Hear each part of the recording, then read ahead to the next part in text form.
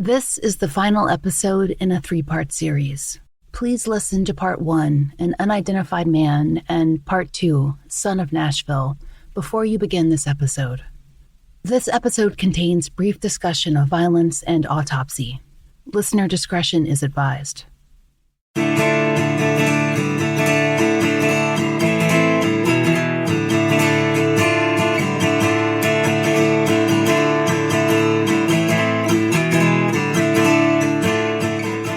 This is The Fall Line.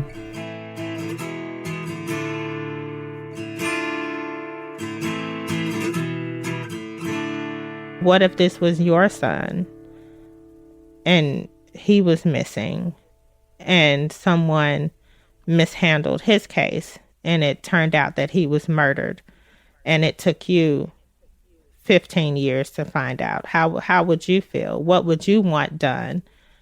Put yourself in our shoes. Last time on The Fall Line, we learned about the life and the cases of LeRyan Nicholson, an 18-year-old from Nashville, Tennessee. LeRyan disappeared on April 12, 1998. He went missing one day before the body of a young black male, matching LeRyan's own description, was found, murdered and wrapped in a burning rug. That discovery came on April 13th. LeRyan's mother filed a missing persons report on April 15th. The case was then closed 5 days later, by exception. In this instance, that meant that a phone call reporting LeRyan as having returned to his home. But he hadn't. His family was unaware of the case closure. In fact, his sisters, Ameera and Candace, didn't know a report was filed in the first place. They hadn't heard about the victim found on April 13th, who was eventually buried under the name of John Doe 19. They just thought that their brother was gone. Where, they didn't know. And as they came of age, they began to look for him themselves.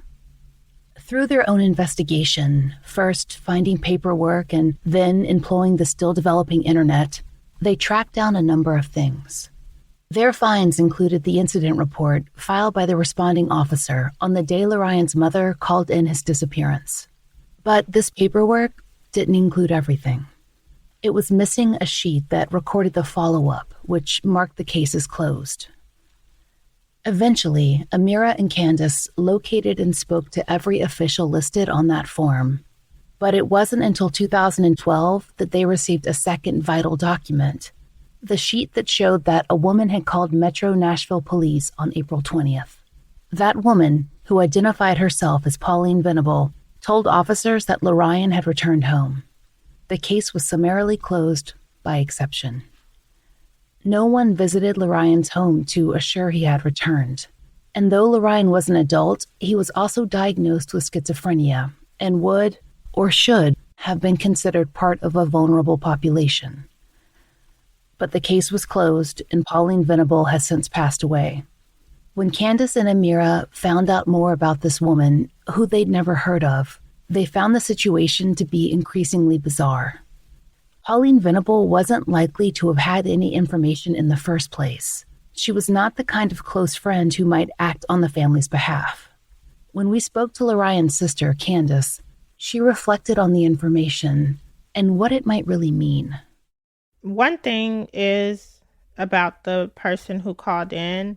I honestly don't believe that it was this old disabled woman that called in. I think it was someone close to my brother or close to someone who knows about what happened for them to call in and say that he was home and okay. Because that's the only logical thing is that, okay, it had to have been someone who was aware that there was even a missing persons report filed for them to be able to call in.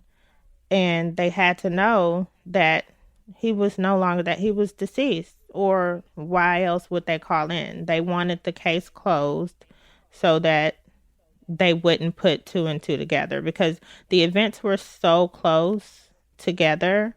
Again, as far as the timeline, I just want to make sure that the timeline is set, that the body was found on April 13th. The missing persons report was filed on the 15th. and it was closed on the 20th. And to your knowledge, LeRyan did not have a close relationship with this woman. No, not at all. And so she would not have had any kind of vested interest in him or his case. No, not to my knowledge. My gut feeling is that it was not her. Candace and Ameera believe that someone, and maybe more than one someone, knew that LeRyan's mother had filed the report and wanted to be sure that it wasn't followed up on. They couldn't have planned for the chaos that began that week when a tornado struck downtown Nashville, but it was the perfect opportunity to cover their tracks. And so, John Doe 19's case sat open, cold after 2001, and LeRyan Nicholson, vulnerable because of age and mental health issues, he was still missing. After Candace and Ameera spoke to cold case detectives, LeRyan's case was reopened. But the sisters still pushed forward with their own investigations. And in 2012, that included using search engines and social media. After seeing a story about unidentified bodies at the local morgue, Candace called to ask if any could be LeRyan. She was told that none of the decedents matched her brother's stats, but with that idea in mind, Candace began a new internet search, one that led her to a nascent government website called NamUs. So I typed in, unidentified bodies or unclaimed bodies on Google, and this website came up, and it was NamUs. I put in his description and around the time that he went missing, and it was only two matches.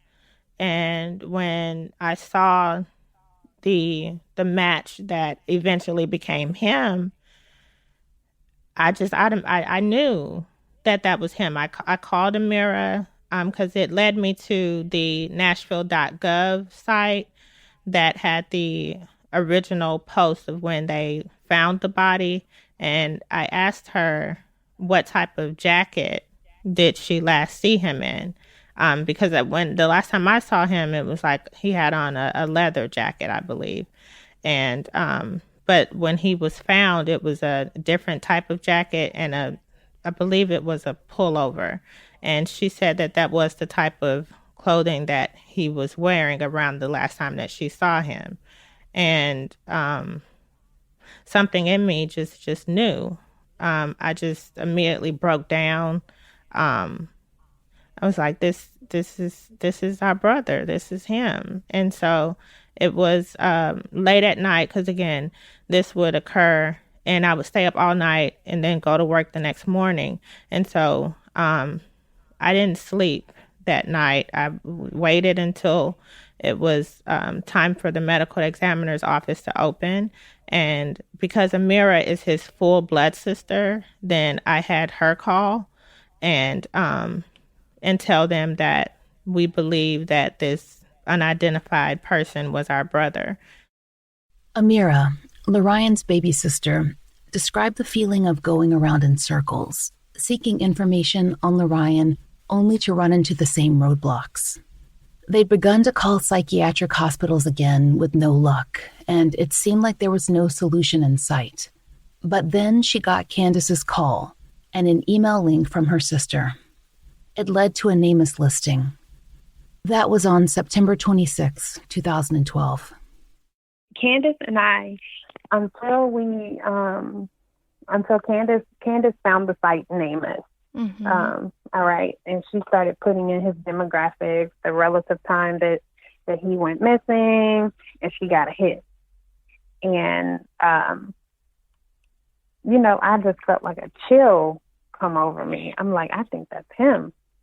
And she's like, no, don't say that, because she's like more optimistic than I am.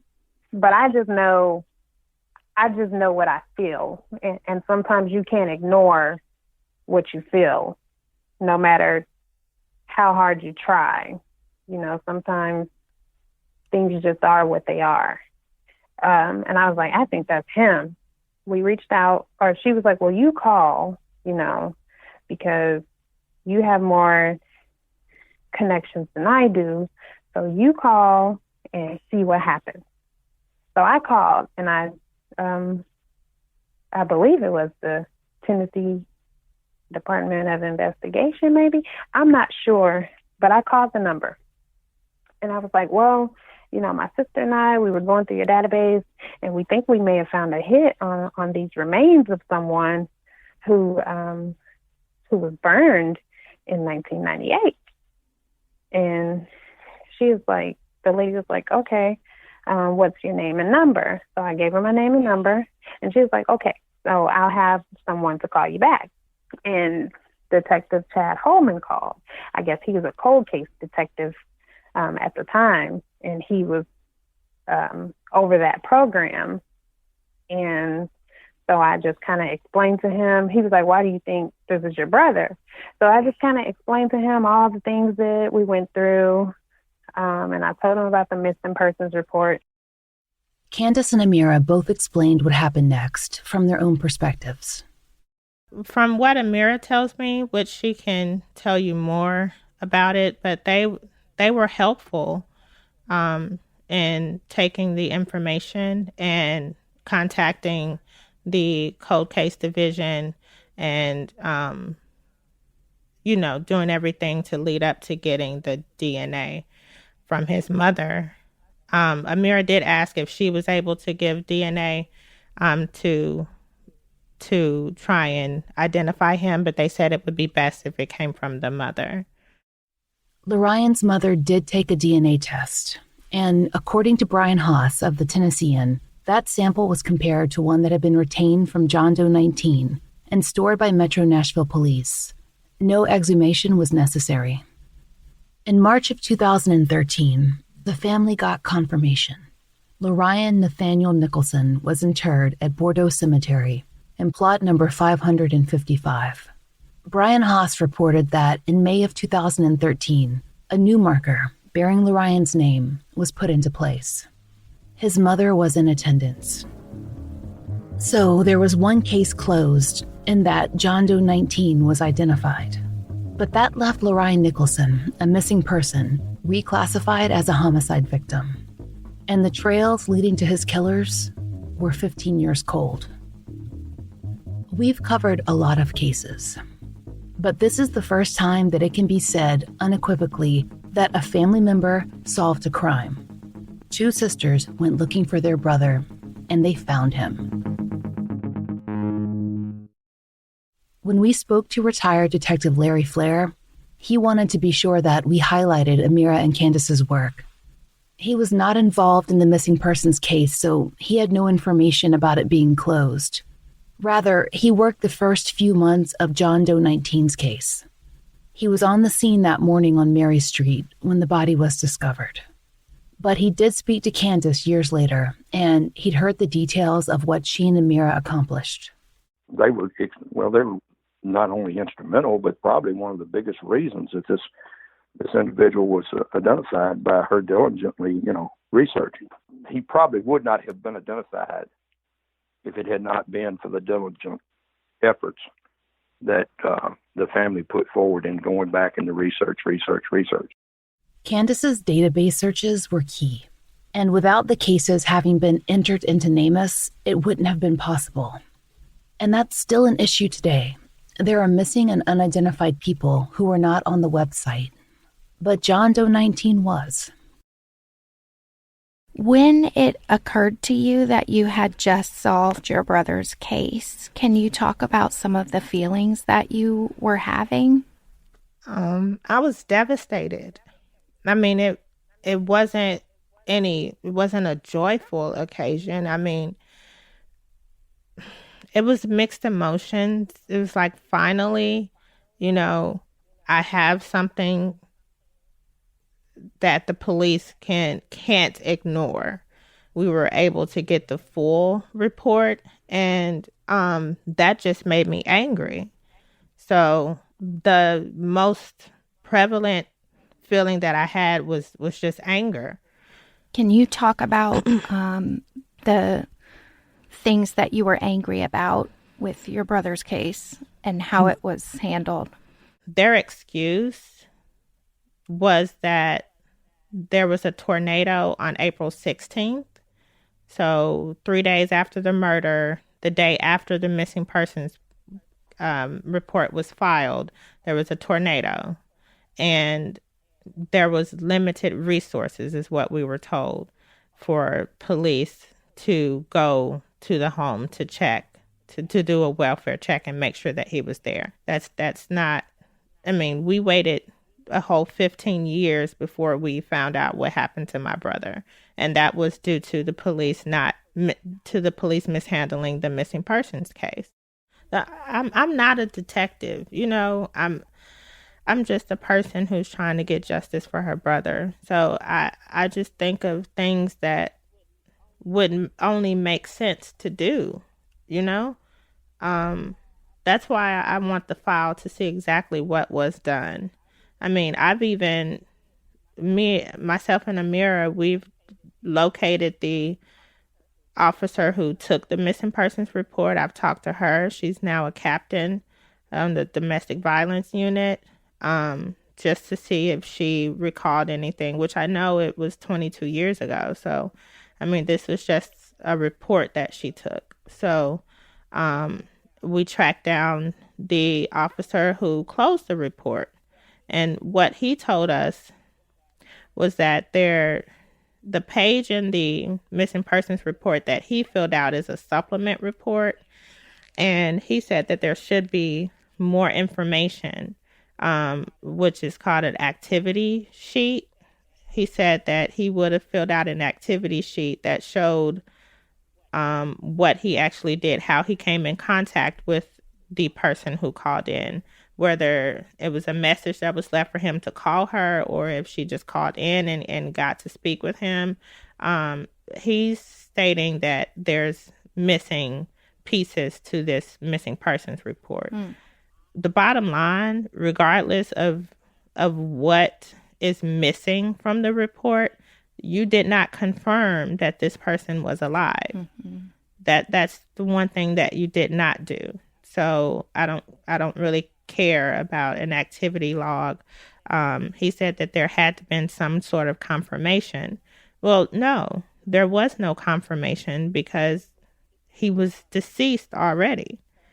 So we tracked down the original detective that had the case, because his name was listed in one of the articles that we located. And he said that, you know, if we ever need anything, that he would answer our calls night or day, if we ever think of any other questions. So I believe if he had been, and I'm just going to be blunt, if he had been a missing college student of a different race, that was probably a female, if he didn't come from a low-income neighborhood, you know, I feel like it would have been handled differently. If he was a young white girl from Brentwood, then it would have been all over the news that she was missing.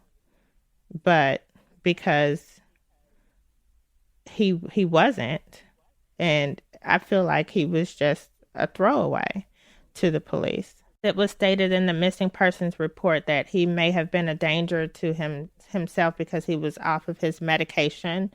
If he wasn't already murdered, if they would have located him because of that in the police report, he could have been, you know, treated as a threat and possibly shot, or, you know, if he ran, you know, anything could have happened at that point, if he wasn't already deceased.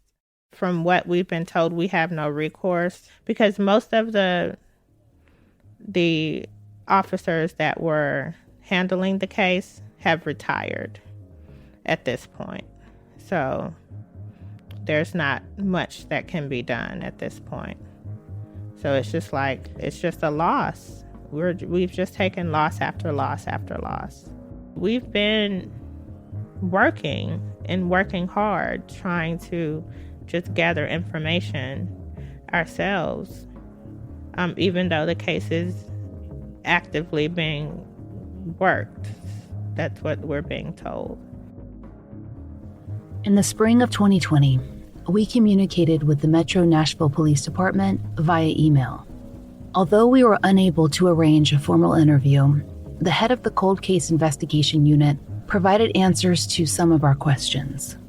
Other news outlets, like the Tennessean, have interviewed past and present detectives about the tornado and its effect on the investigations. We've shared some of this with you over the past 2 episodes. But for our show, we primarily wanted to know more about what could be done now. What evidence still exists, what leads can be followed, what's been reviewed, retested, and attempted. Through the Public Information Officer, Detective Charles Robinson sent answers to our producer. And there's information there that adds important detail to what we know about LeRyan's case. First and foremost, we wanted to know if samples from the burned carpet have been retained. After all, in 1998, DNA technology was very new. Detective Robinson indicated that the carpet samples are indeed on file, which is hopeful, but he did not indicate if further testing had been done. He also gave us a new piece of information that we have not previously seen coverage of in this case. In 1998, officers made an important discovery at the scene of the crime, down on Mary Street.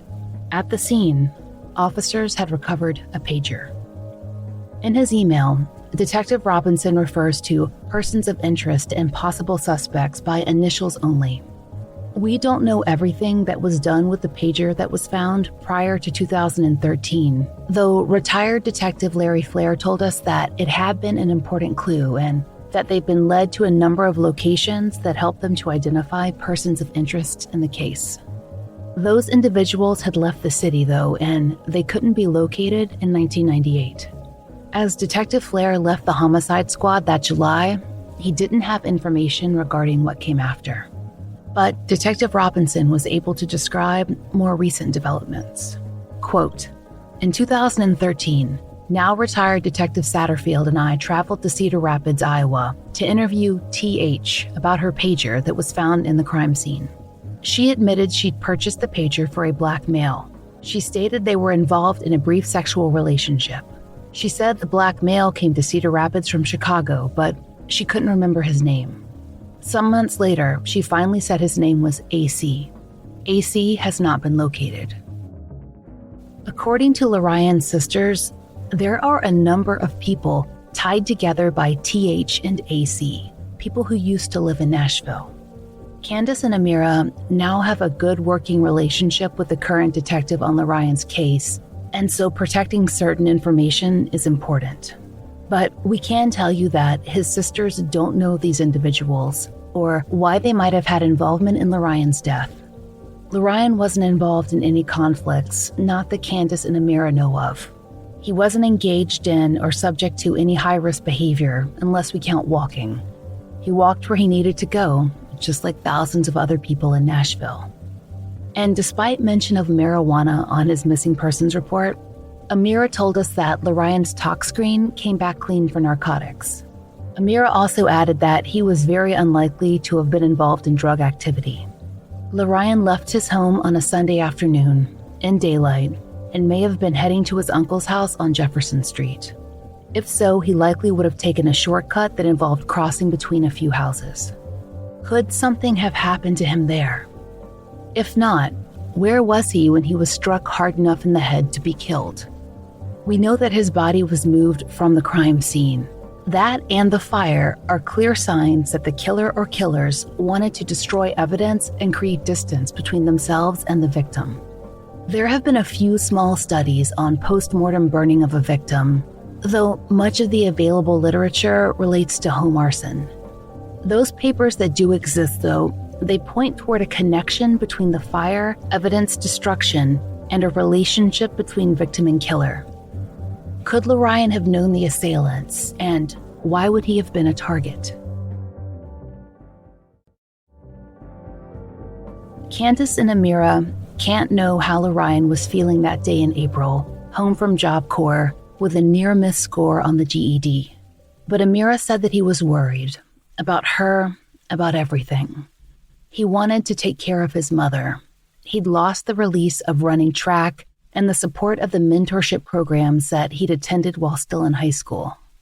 As we mentioned last episode, we don't have official verification of LeRyan's diagnosis or knowledge of what medicine he was prescribed or how consistently he took it.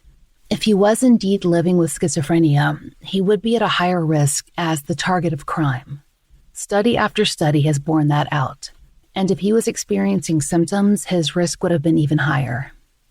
Now, for Candace and Ameera, April 13th is a difficult anniversary, just like LeRyan's birthday on October 6th. His sisters mull over what the last 22 years might have brought him, had he been given the chance. Do you sometimes think about what your relationship would be like with him if he was still here today? All the time. I feel like if he did truly have a mental disorder, then that would be something that we would have gotten him help for. I would have done, when I became of age, and was able to get my own apartment or, my own home, then I would have made sure that he was okay. And I know Ameera feels the same way. Like, he would have been well taken care of. The thing that I think about now is, even though he's deceased, I just hope that he knows how much we love him and that we're working hard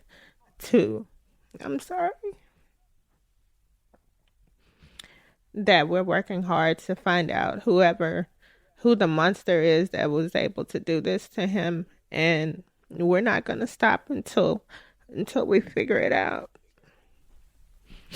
Yes. He was the only brother that I had.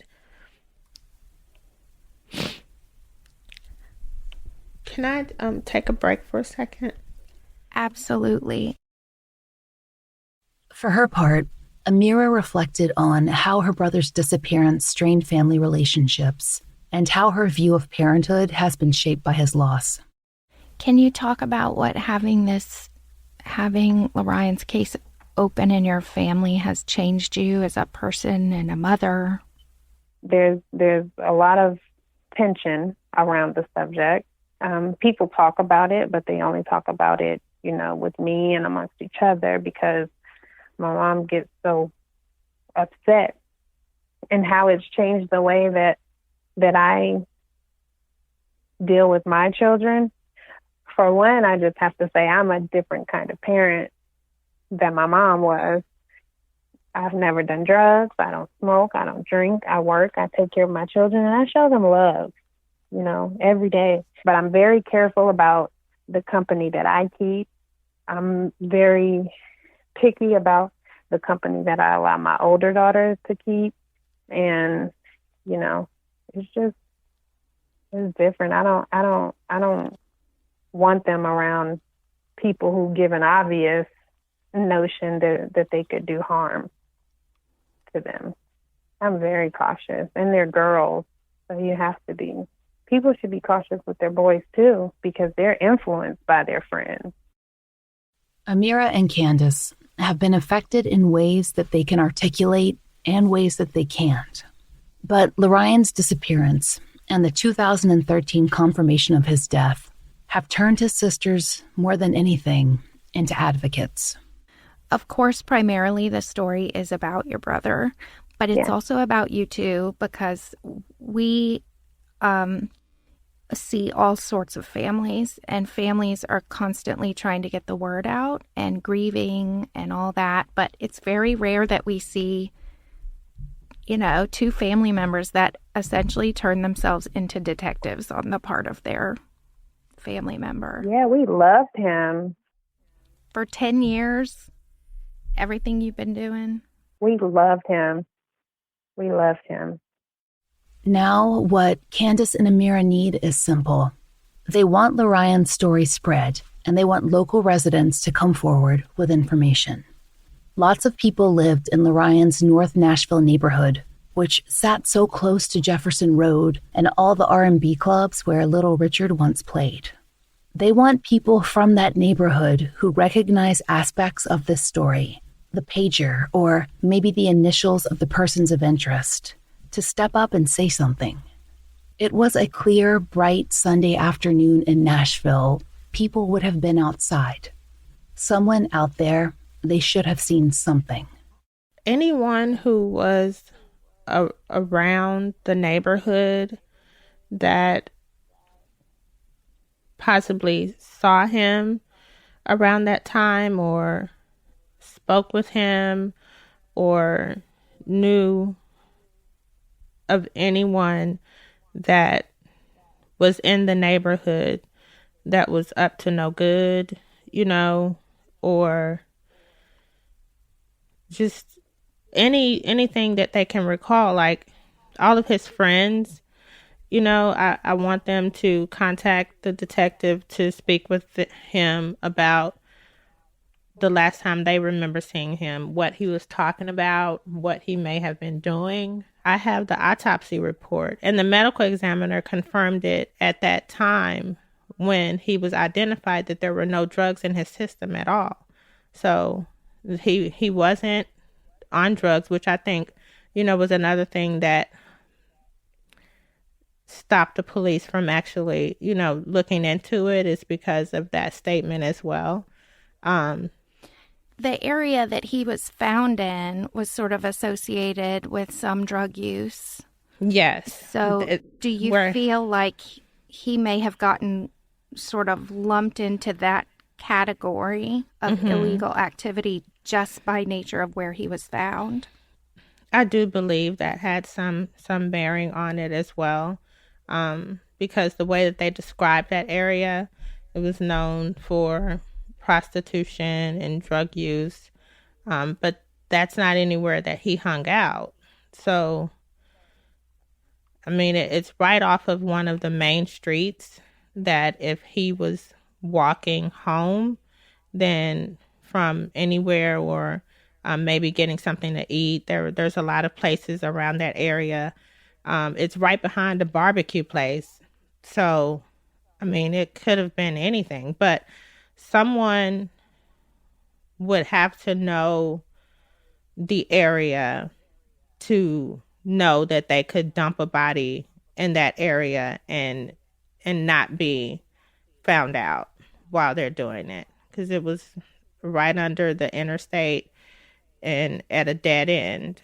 So they had to be familiar with the area and what went on in that area for them to know that would be a place that they could do that, because you had to, and I hate to think about what he went through, but they wrapped him in a carpet and set him on fire. They were able to do all of that in that area at, late at night without anyone saying or doing anything. Do you think there may have been witnesses who did not come forward at that time but would have seen or known that something was going on in that area? I do believe that there's someone out there that knows what happened and may be afraid to say. Or maybe they just don't care because it's not their family member, So I just want anyone at that time who may have been around Mary Street, the people who called in, because I do have a news article where there was a call to Metro about a car that they had saw, and they saw the body burning. So I would like for them to be, re-interviewed about what it is exactly that they saw. Or, I mean, I'm trying myself to get my hands on the reports from when he was found and, what was actually done. And Ameera had this to add. I hope that they would remember something, remember seeing something, remember hearing something, and it just strikes a nerve or makes them come to an epiphany, and that aha moment, that's what this was. And they just go to the police and share the information. Because I don't think, I don't know. I believe it happened in the wee hours of the morning, where in the community that they believe that the murder took place in, it was an older community, and it still is. Like, a lot of older, elderly people live there. So anybody who may have had any information is, unfortunately, probably not alive anymore. Anybody who may have heard something, but older people go to bed. They go to bed early, most of them, so I'm just hoping that if someone remembers anything, seeing anything weird, hearing anything, that they just, call the Crime Stoppers or the cold case department unit and share it. Because you just never know. It could be the smallest, most simple thing that can break a case wide open, So that's what I'm hoping for. I want to know who did this to him. Because I'll probably never know why. They'll probably never say why. It was probably nothing, just somebody doing something just to be doing it. But I want to know who did it. I want to know who's responsible.